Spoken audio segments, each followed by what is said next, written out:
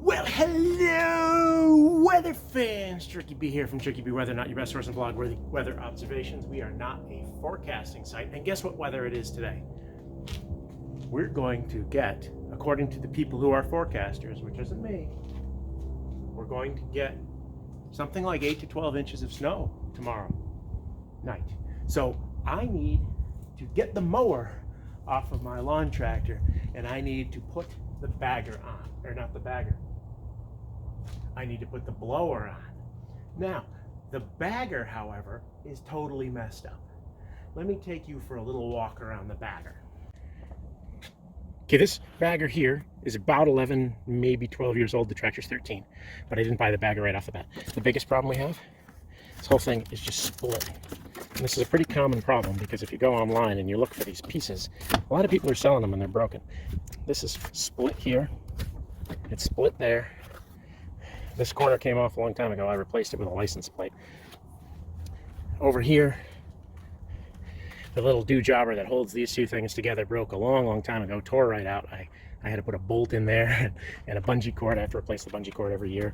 And then, I got a hole in the bag there. The bottom of this bag came off. That's held together with, that's black, that's Gorilla Tape. So this has seen its better days. Now, what's the problem? They don't make this anymore.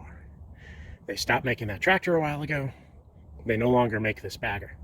However, I've been looking online. So this part here, which is the only one I really need to be functional, because it just doesn't work with this gigantic gash in it. I've tried all kinds of different glues and cements and things, and this fancy foil tape and stuff, and nothing holds. It just comes right apart again. This piece right here, they still make, and you can still buy it. It's $235. $225? It's $225. But it's $170 in shipping to get it. So $395 for just this piece. Now it turns out that my local big box store sells the entire bagger, but for a slightly larger lawn tractor than mine. The entire bagger is $399, everything. And from what I can tell, the only difference is the mounting kit that mounts to the mower. So back here, I've got a 42-inch mounting kit. That one over there is for a 48 or 46-inch tractor, which I don't have. Now I took my little mounting bracket to Lowe's. We opened up the box and it fit. So I bought the thing, and now I'm going to see if it actually fits. Let's see how it goes. Just see if that part fits first.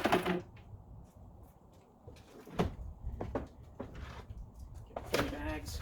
See, I really like to have new bags, so it's great that I can get new bags.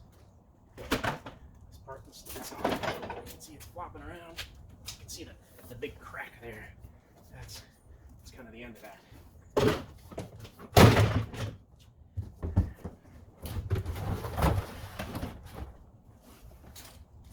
Here's the new part.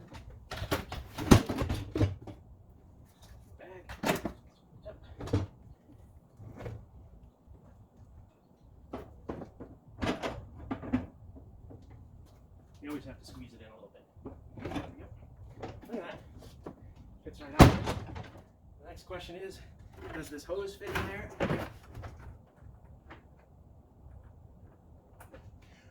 Ba-bam! Okay, everyone. There you go. So if you happen to have the 42-inch Lowe's tractor, not Lowe's, Husqvarna tractor, that has, they call this a stamped frame, I think. It's got 2 slots and a hole for the mounting kit. The 34-inch guy is an excellent part. What am I saying? I got all my sizes wrong. The 46 to 48-inch guy. You can see the only difference. Here's the mounting bracket it came with. The difference is that instead of having these guys closer together, they've put them on the outside. And they put little things here. This won't fit on mine. It's too wide, but pretty trivial. So if you need to get yourself a 42-inch, now the company, Husqvarna, claims there's no replacement for this part, that you're just SOL. Apparently we're not. You just need to find yourself the 42-inch one of these, which you can buy. I think. I'm not sure, but I don't need it. So this is fantastic. For $4 more than the original, or than just this piece, I've got a whole new kit. I've got all new bags, which is fantastic because I need new bags. I've got a little bag of parts that I have no idea why I need parts. I'm not aware of needing any sort of screws to hook this up. I didn't on the old one. Maybe for the 46 or the 48, you need some screws to mount something. I don't know. What else have I got here? Okay. Oh goodness me! Look at this. It comes with 2 different ones of these. Oh, that one's way big. This has got to be the guy for the 48. You see how it's got this little thing here? That's really nice. That's what I have a bungee cord on now. So that's not going to fit in the tractor there. I wonder if this one will fit. This one looks pretty much the same. Let's go check it out. Okay, let's take that off. This pin here, this didn't come with it. I drilled a hole through it. Those pieces are always popping off. Okay, take that guy off.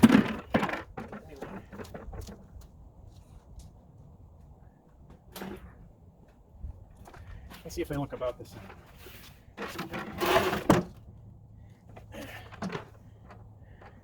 That looks pretty much the same to me. Let's see if it fits.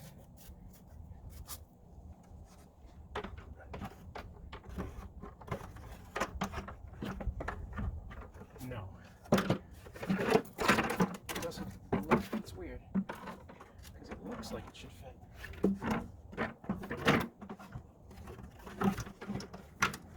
But it's completely wrong. Okay. That's completely wrong. Doesn't fit at all. Alright, well that's good to know.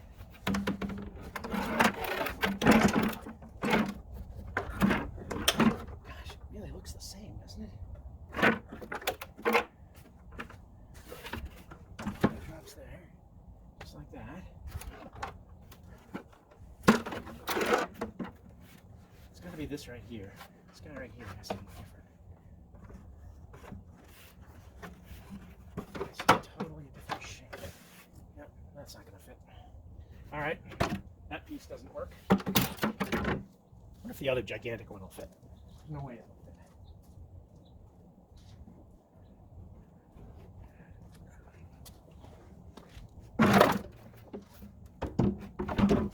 Oh gosh, no, that's way too big. It's hanging off on the sides. Okay, well, neither of those parts fit.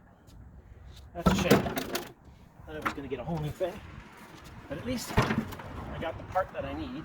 Plus I got 3 new bags. Now the bags are 80 bucks a piece if you buy them. So I don't know what the shipping is on the bags. Because the websites lie about the shipping. Like it said the shipping on this was $8 when I ordered it. And then it was more. They just wrote me back and said it's $170 to ship. Where's the other piece? Let's take a look at this piece. Let's see if this piece fits. Nah, that doesn't fit either. Okay, well, these pieces are no good. So the answer is you need the bagging kit. Your SOL, they don't make it anymore. But the piece that broke for me, the pieces that broke for me are part of the kit that fits the 46 to 48, and that's good. I'm back in business. I'll just have to deal with this. I wonder if I can take the little studs off of here. Put this back up the way it was. These things weren't very strong. They broke pretty easily, so I may just leave that. But I'll pull the hardware off of this. You know, I'll have some extra of these little straps down here in case those ever break that hold it down there at the deck. And so, you know, way cheaper than a new lid and new bags. Okay, now I have to take all this off and put the snowblower on. I don't know if I'll film that. It'll take a long time. It's not fun. All right, this is just what you do each year with the Berco Compact. When you first bought it, you mounted all this mounting hardware to it. So I've got a hanging bracket in the front here. This is an axle that the snowblower pivots up and down on. This you take off each year. This is the thing that the snowblower actually plugs into these two. This hangs on this bar here. Your control arm, which is that thing actually connects to this, and then that sticks up. You know, it's got your handle on it. That's how you raise and lower it. That's a big lever. And then you've got your mounting kit, or excuse me, your drive kit here. It's a little bit of a pain to get in. You gotta bodger it a bit. But there's a cross bracket that's mounted underneath, and then some little hanging down tabs. So if you look underneath, oops, let's see if I can get this. See this bar right here? That's part of the mounting kit. All this hardware here is for the lever that raises and lowers it. And then we have these little guys here that we hang the back of the drive kit from. So the drive kit hooks up to your drive pulley, same thing that the mower deck was on.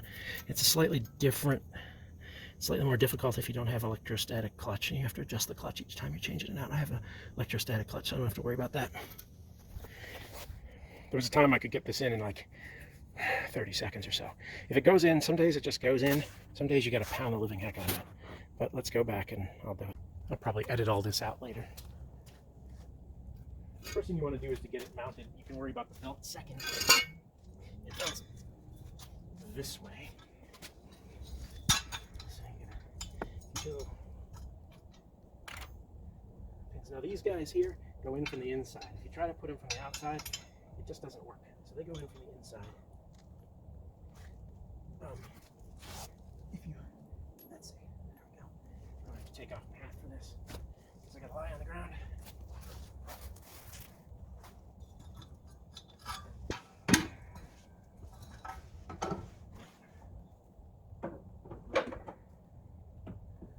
So one side always goes in easily, and then you got to pound the heck out of the other side to get it to go. And that looks like what's going to happen. I'm going to have to go around. I have to take this side out to get that side in. Sometimes one side will go in, just as long as the other side. There we go. Okay, so that's in, and now I just got to hook up the drive wheel. So you just have to pull the idler pulley off to the side to loosen the tension on the belt, and pop the belt up. Okay, drive kit in. And when you put this together, you got to remember there's two positions. You got to remember which position it goes in. One goes at the top.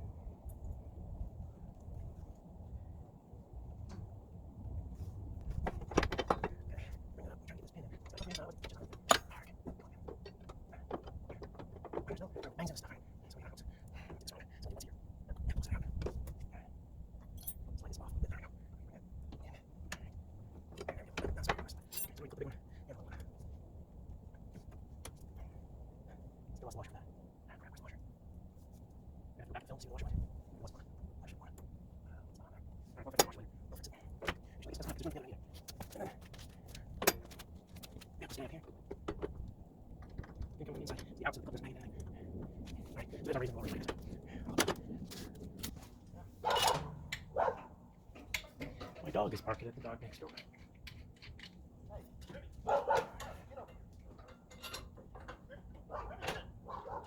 It's just a screw that goes to the hole.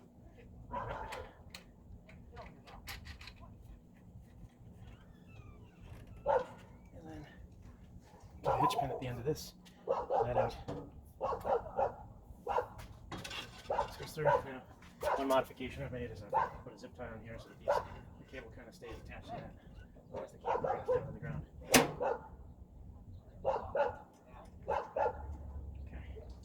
Okay. Now we have to get in and do the drive belt.